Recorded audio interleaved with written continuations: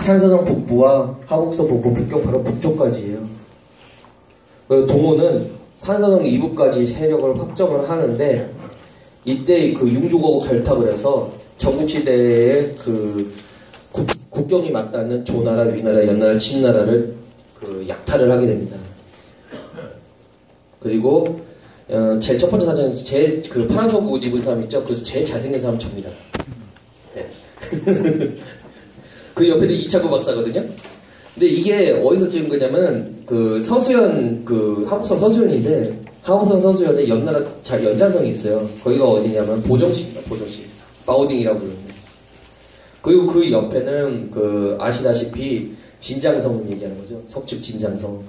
그리고 이것 왼쪽에서 하단부는 조나라는 조장성을 제가 기차 타고 가면서 찍은 거예요. 조장성이에요, 조장성. 그래서 조장성, 연장성, 진장성을 제가 찍은 겁니다. 그리고 또 이 동호와 다른 또 같기도 하면서 다르기도 하고 막 그래요. 이 산용이라는 민족이. 이것에 대해서는 이제 추후에 계속 연구를 해볼 필요가 있습니다.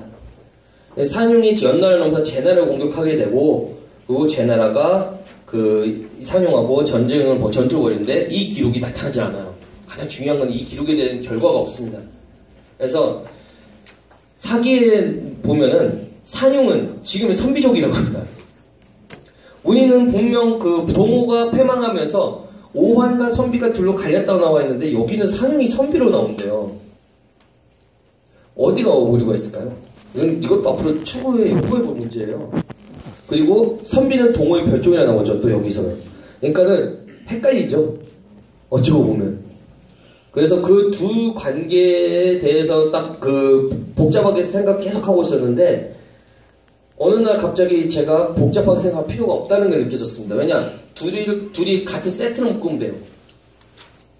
세트로 묶어서 생각을 둘이 같은 그 종족이면서 좀 다른 이름을 가졌다. 지역별로 얘는 산용이라고 불렀고 산사정 지역에 있던 사람들은 산용이라고 불렀고 하곡성 지역에 있던 사람들은 뭘로 불러? 동호로 부르면 돼. 각 지역에 편차가 있는 거예요. 바라보는 편차가. 그래서 거기서 제가 의문이 풀려진 겁니다.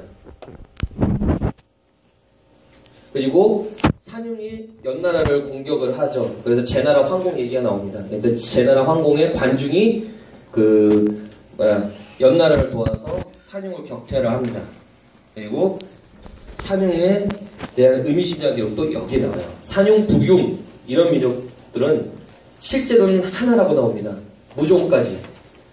야, 산용, 북용. 그리고 이 무종이라고 하는 곳이 있는데, 무종자국이라고 하는 곳이 있는데, 어양현이라고 하죠. 어양현은 어디냐면은, 오늘날에 거기가 장작거우라고 하는 곳인데, 거기가 그 중국 사람들이 얘기를 하는데, 치우하고 그 황제 헌을하고 전투보다 탕록이 하는 겁니다. 거기 장작거우에서 남쪽으로 내려오면 탕록 벌판처럼 긴 그 벌판이 있어요. 엄청 큰 벌판이 있어요. 그리고 그 지역이 어디까지면 탁주까지 연결됩니다. 그래서 이 이름은 다 실제로는 하나라고 얘기했는데 무엇을 의미합니까? 동호나 산용이나 거기서 거기라는 거예요. 똑같은 하나라는 얘기예요. 그리고 융적이 주왕실을 침공을 하고 주나라는 융적의 침입에 피해서 도주를 하죠. 그리고 융적은 그 낙양을 함락을 하죠. 이게 뭘 의미하냐면 중원의 진출, 융적이 중원을 진출인데 주나라가 힘을 못 쓴다는 거예요. 왜 힘을 못 쓸까요? 그것은 그 주나라의 정치 체제를 보면 알 수 있는 부분입니다. 주나라의 정치 체제는 뭐냐면 봉건제도로 해가지고 다 아실 거예요. 각 제후들에게 땅을 나누어주죠. 그리고 거기에 각자 그 왕을 봉하죠.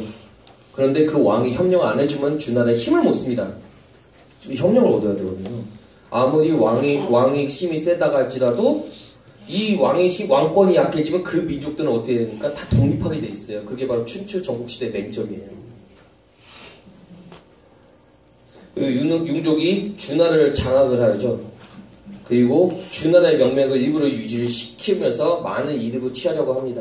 왜 주나라를 장악하느냐? 주나라의 서백창 자체가 서윤족이기 때문이에요. 서윤족 출신이에요.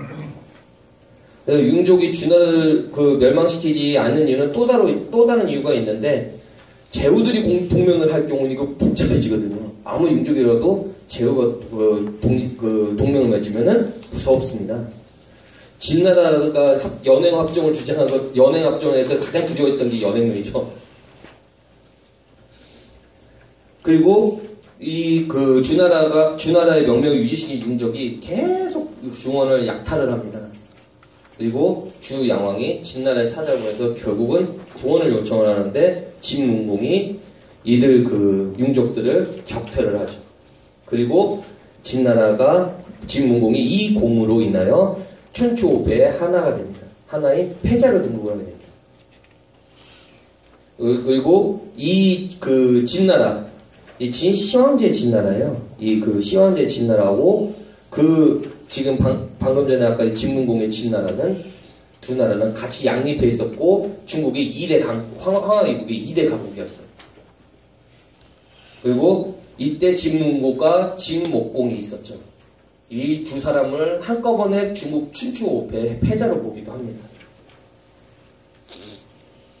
그리고 백적과 이런 백적, 이 적적자가 다른데, 오랑캐 적자의 적과 이 쌀적인가요? 갑자기 이 적자가 생각이 안 나는데, 이 적은 한자도 다르죠. 그러니까 원래 이거 똑같은 말인데, 이걸 다르게 쓴 거예요. 이것도 화자가 다른 겁니다. 보는 시각이 다른 거예요. 어디서 봤느냐, 어디서 말을 했느냐. 그리고 이 적적이라는 민족은 어떤 민족이냐.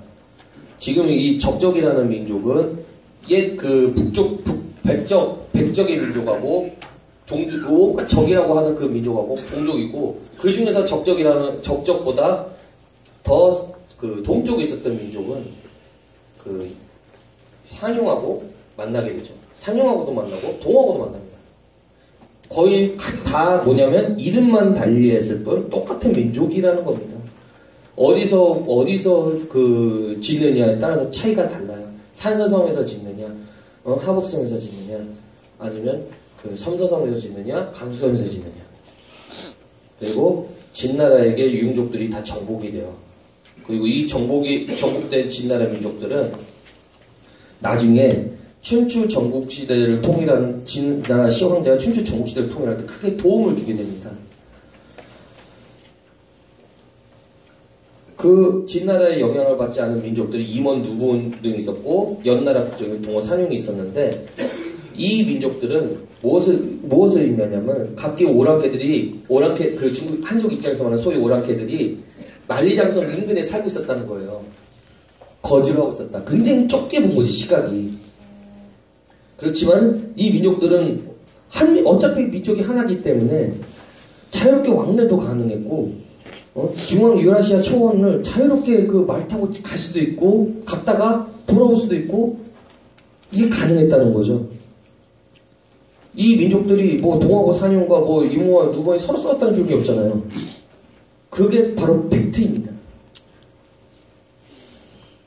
그래서 융이 다스리는 지역과 융이 다스리는 지역과 또 동호가 다스리는 지역이 같으므로 융과 호는 결론적으로 같다라고 저는 그렇게 주장을 하고 싶습니다.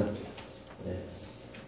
그리고 진나라하고 융족과는 서로 이렇게 나중에 화해를 하는데, 왜냐면은 융족하고 계속 싸우다 보니까 국력이 많이 소모가 된 거예요. 국력이 소모돼가지고 그걸 국력을 다시 찾게 해야 되는데, 국력을 다시 찾으려면 어떻게 됩니까? 굉장히 북쪽에는 평화롭게 지내야 되고, 남쪽에 있는 여러 나라들하고는 동맹을 맺어야 되죠. 그런데 문제는 이게 너무 국력이 소진이 돼버렸기 때문에 이 진나라가 쪼개집니다. 국력이 소진이 됐기 때문에 그 힘이 약해져서 진나라가 한나라, 위나라, 조나라로 다 쪼개지는 결과가 나타난 거예요. 왜 그런 결과가 나타났냐면, 중앙정부가 너무 많은 국력을 소모하면은 그거를 이제 지방 제후들을 감독할 수 있는 군대 힘도 같이 약해져요. 그러면 누가 세집니까? 제후들이 군대가 더 세지는 거예요. 그러면 그때부터 또 다른 분열이 일어나죠. 그리고 이 그 진나라가 결국 조나라의 조양자에게 옥세를 바치고 결국은 세 나라로 쪼개집니다. 이게 바로 조나라 조장성인데요. 제가 기차를 타고 가는데 하북성하고 산서성 사이에 조장성이라고 그거 써 있었는데 그거 기차가 조금 빠르게 달려가지고 그걸 못 찍고 일단은 지도에 있는 지도에 장성이 하나 그려져 있어요. 성곽도 이렇게 다 그려져 있어요. 그거 딱 보고 알았어요. 아, 이게 이거구나. 네. 그럼 제가 이렇게 결론적으로 정리를 해드린다면 결국은 뭐냐면 동호하고 융과 그 외의 적과 이런 민족들은 다 한 민족이고 부르는 위치가 처음엔 달랐으며 고조선하고도 긴밀한 관계에 있지만 이 고조선하고의 긴밀한 관계는 뭐냐면 상호 이렇게 완충시켜주는 그런 작용을 하던 연방의 체제를 갖추고 있었다. 그리고 그 민족과 중원에 있는 민족 간의 사이가 그렇게 썩 좋지는 않았고 결국은 뭐냐면 이 민족들이 동북아시아 유목민족들의 모든 민족들의 모태가 됐다. 저는 이렇게 정리를 내릴 수 있겠습니다. 네. 오늘 강의는 여기까지 하도록 하고, 네. 혹시 질문? 네, 여기까지 하겠습니다.